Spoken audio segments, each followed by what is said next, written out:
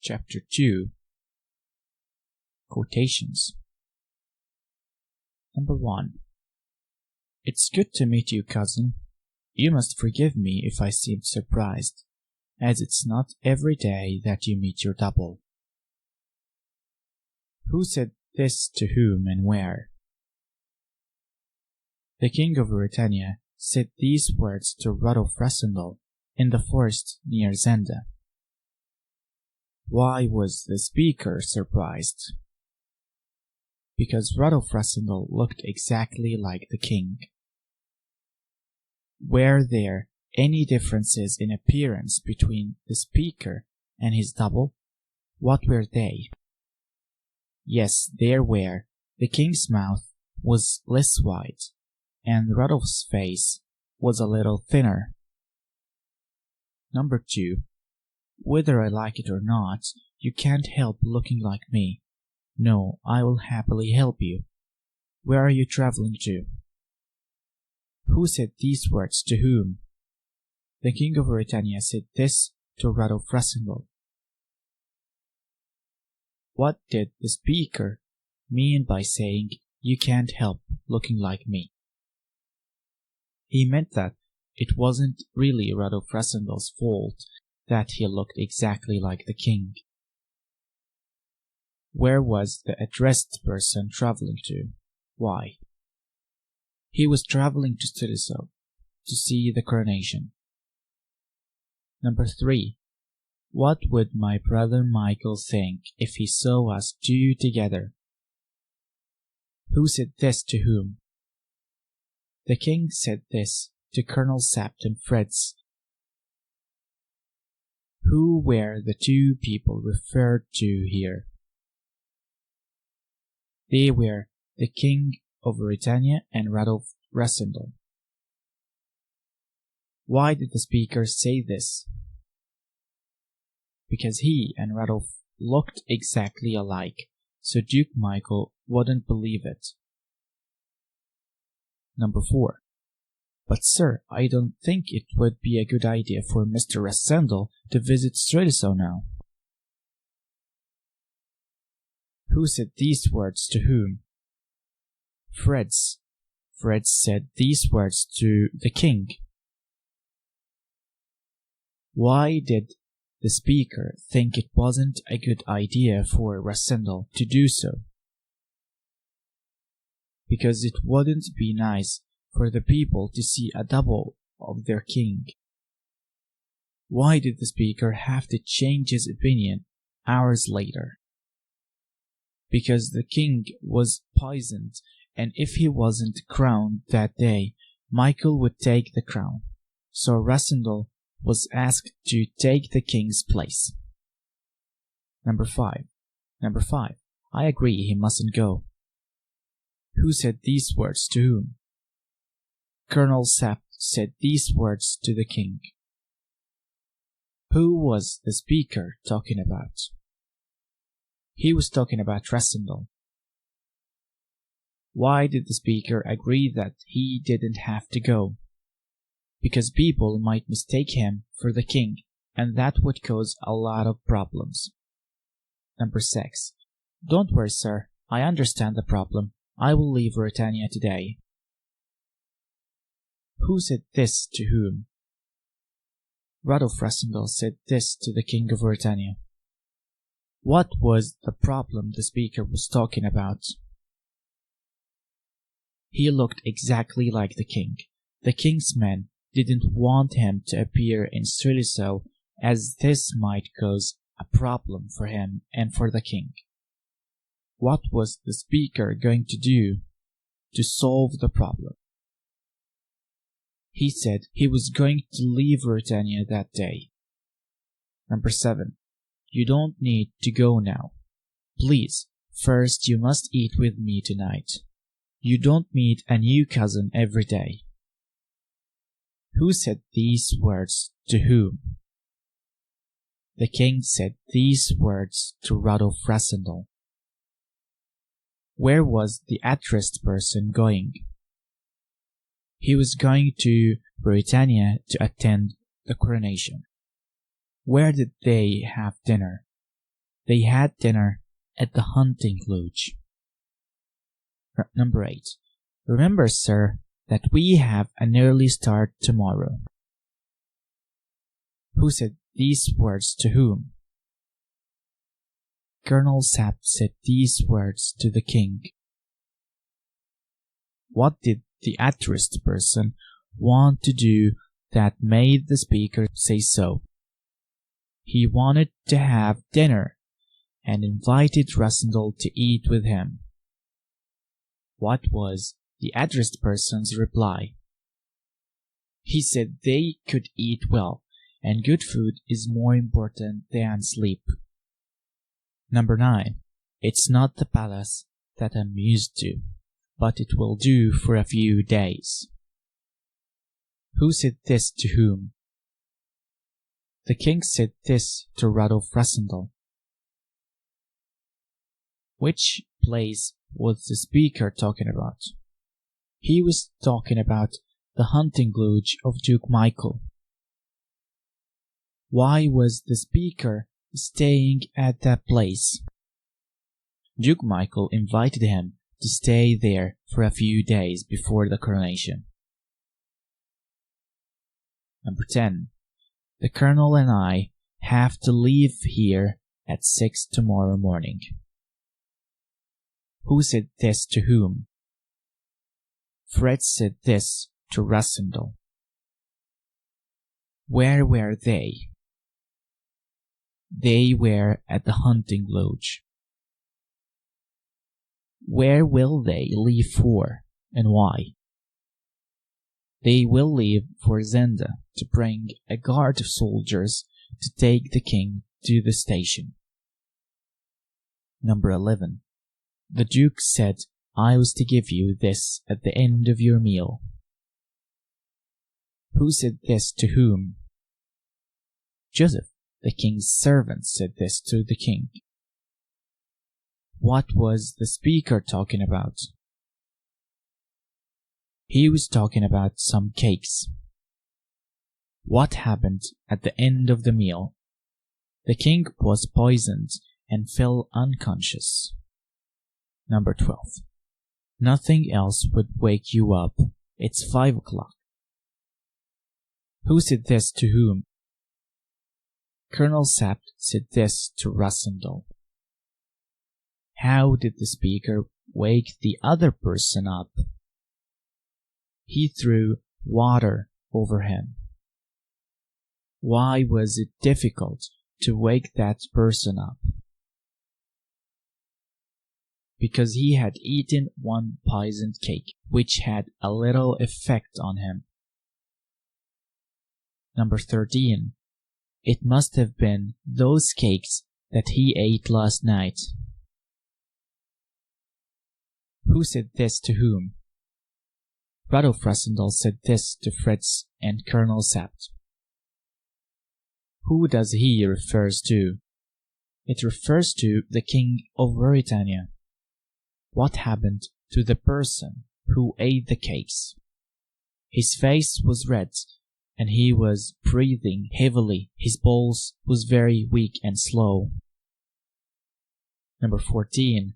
Do you think he was poisoned? Who said this to whom? Prrisoner said this to Colonel Sapt. Who was the speaker talking about? He was talking about the king. Why was that person poisoned? He was poisoned so that he couldn't be crowned. Number 15. We must tell the people of Britannia that he is ill. Who said this to whom? Fred said this to Sapt and Prrisoner. Who was ill and why? The king was ill as he was poisoned by the cakes that Duke Michael had sent to him. Who objected to the speaker's idea? Why? Sapt objected, as if the king was not crowned that day, he would never be the king. Number 16. If he's not crowned today, I don't think he will ever be king. Who said this to whom? Colonel Sapt said this to Fritz and Rassendal. What made the speaker think so? The whole country was waiting for the king that day. Most of the army was waiting too, the Duke Michael leading it. They wouldn't be happy. How was the king prevented from being crowned that day? He was poisoned by the cakes that Duke Michael had sent to him. Number 17. The whole country is waiting for him today. Most of the army is waiting too, with Duke Michael leading it. They won't be happy. Who said this to whom? Colonel Sapt said this to Radolf Rassendal and Fritz. What did the speaker mean by him? Radolf Elfberg, the king of Britannia.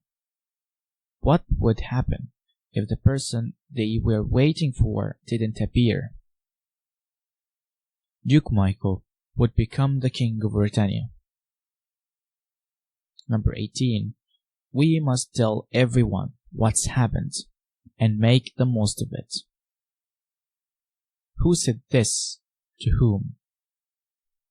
Fritz said this to Radolf Rassendal and Colonel Sapt.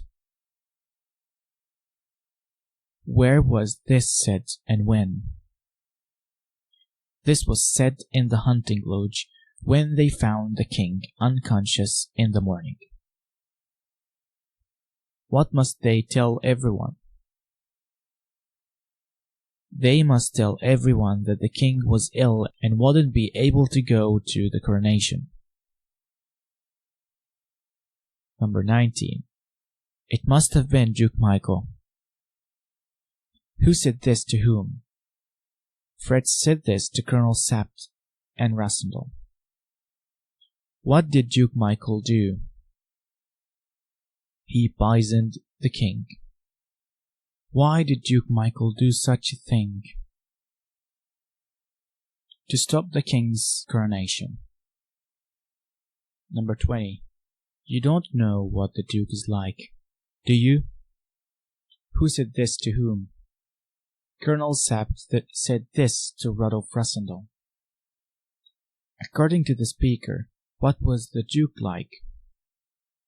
He was an evil man who wanted to be the king instead of his brother. What did the Duke do to prevent his brother from taking the crown? He ordered the servant to give his brother poisoned cakes. Number 21. I have an idea. It was lucky that we met you yesterday, because you can go to Sturlisow to be crowned. Who said this to whom? Colonel Sapt said this to Radolf Rassendal. Why was it lucky to meet that person? He looked exactly like the king. Why couldn't the king himself go to Sturlisow to be crowned? He was too ill to go, as he ate some poisoned cakes. Number 22. It would be easy to forget that because your German's perfect, and if we dress you in different clothes, no one will know. Who said this to whom? Fritz said this to Radolf Rassendal. What did the speaker want the addressed person to do? The speaker wanted him to be crowned instead of the king, as the king was too ill, and that person looked exactly like the king. Why would they dress that person in different clothes? They would dress him in different clothes so that people would not know that he was not the king. Number 23. If you don't go to Sturlisow, Duke Michael will be king tonight, and the king will either be dead or in prison. Who said this to whom? Colonel Sapt said this to Radolf Rassendal. Why was that person chosen to replace the king? He was chosen to replace the king because he looked exactly like the king. What would happen if Duke Michael became the king? Rudolf Elfberg would be dead or in prison. Number 24. I looked at the poor king lying on the floor and realized I had no choice. Who said this? Radolf Rassendal said this. Why was the king lying on the floor? He was unconscious after eating some poisonous cakes the night before. Why did the speaker have no choice? He looked exactly like the king. If he didn't agree to replace the king, Duke Michael would take the crown. Number 25. Joseph will say the hunting lodge is empty. This is our only chance. Who said this to whom? Colonel Sapt said this to Fritz and Radolf Rassendal. Who was Joseph? He was a servant to the King of Britannia. What did the speaker mean by saying, this is our only chance? Colonel Sapt and Fritz hid the king, who was too ill, in the cellar for the hunting lodge. Radolf Rassendal would replace the king to prevent Duke Michael from taking the crown.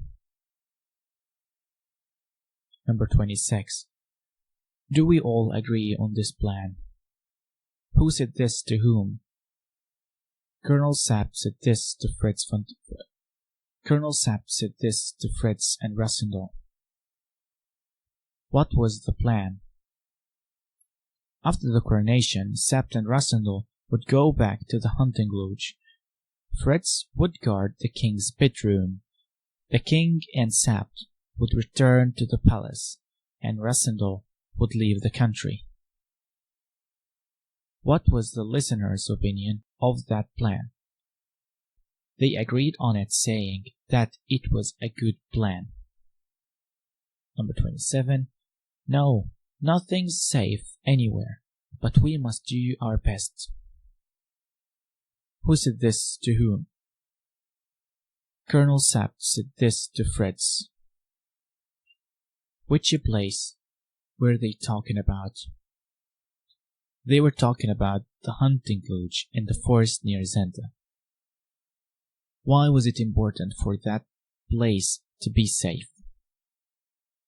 It was important for that place to be safe because the king was left unconscious there, and they didn't want Duke Michael and his men to know about that. Number 27. Nervous. I'm not made of stone, you know. Who said this to whom? Rassendal said this to Colonel Sapt. Why was the speaker nervous? Because he pretended to be the King of Britannia. He was afraid that he might be discovered. When did the speaker begin to feel less nervous? He began to feel less nervous when no one seemed to realize that he was not the real king. Number 29. Meanwhile, I'll have some breakfast. The king is hungry. Who says this to whom? Rassendal, disguised as the king, says this to Sapt and Fritz. Where and when does he say this? He says this in the train station at Streliso. They have just arrived, but they are early, so Rassendal will eat first. What does this show you about the speaker? It shows that he is feeling a little more relaxed and acting more like the king. Number 30. Let's hope we are all alive tonight. Who said this to whom? Colonel Sapp said this to Rudolf Rassendyll. Why did the speaker hope they were all alive that night? If Duke Michael discovered their plan, he would kill them all, including the king, and take the crown. Where was this said? It was said on the train going to Strelitsa. Number 31. God save both kings. Who said this, and where was he? Sapp said this in the restaurant at the train station in Strelitsa. What did the people say just before this? The people said, God save the king. Why does the speaker say, both kings? Who is he talking about? He's talking about the real king who is in the hunting lodge at Zenda, and about Rassendyll who is pretending to be the king for the coronation. He's worried about the safety of both men, the real king and the pretend king. Number 32.